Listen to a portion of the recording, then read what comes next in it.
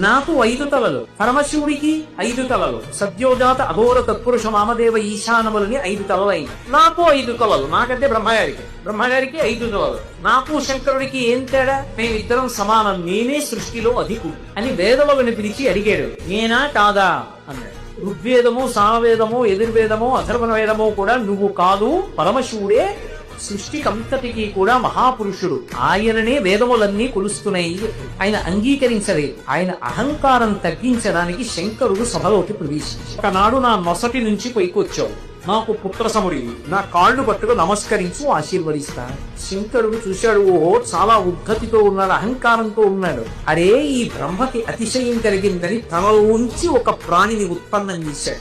ఒక్కసారి పరమశివుని అంశతోటే భైరవుడు ఉత్పన్నమయ్యాడు. ఆ భైరవుడు మూర్తుల పరమశివుడు ఎలాగే ఉంటాడో అలాగే ఉంటాడు. ఆయన వస్తూనే ఆ బ్రహ్మగారి యొక్క పైన ఉన్నటువంటి తలకాయని పెద్ద యుద్ధం చేయలేదు, ఇలా గిరీశాడు. అహంకరించాడని కాలభైరవుడు ఓ తలకాయ గిరీశాడు.